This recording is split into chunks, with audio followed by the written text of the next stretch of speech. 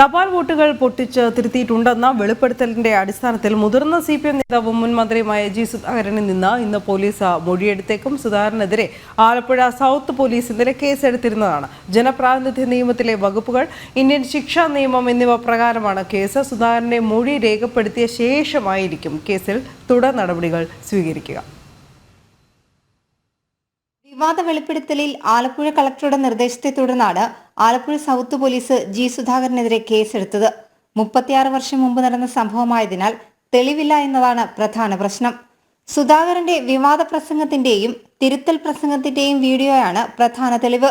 കേസിൽ പോലീസ് ഇന്ന് ജി സുധാകരന്റെ മൊഴിയെടുത്തേക്കും. വെളിപ്പെടുത്തൽ വിവാദമാവുകയും തെരഞ്ഞെടുപ്പ് കമ്മീഷൻ ഇടപെടുകയും ചെയ്തതോടെ സുധാകരൻ മലക്കം മറിഞ്ഞ് പ്രസ്താവന തിരുത്തിയിരുന്നു. ജി സുധാകരന്റെ വെളിപ്പെടുത്തൽ CPM-നെയും വെട്ടിലാക്കി. ഇത്തരം പ്രസ്താവനകൾ നടത്തുമ്പോൾ സുധാകരൻ ശ്രദ്ധിക്കേണ്ടതായിരുന്നുവെന്ന് CPM സംസ്ഥാന സെക്രട്ടറി MV ഗോവിന്ദനും പ്രതികരിച്ചു.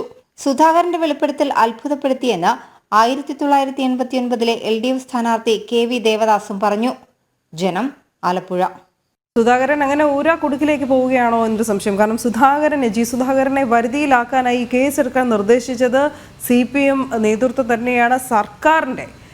CPM നയിക്കുന്ന സർക്കാരിൻ്റെ ഉന്നത തലപ്പത്ത് നിന്ന് തന്നെയാണ് എന്ന് സൂചനകൾ വരുന്നു. അങ്ങനെ റിപ്പോർട്ടുകൾ പുറത്തു വരുന്നു.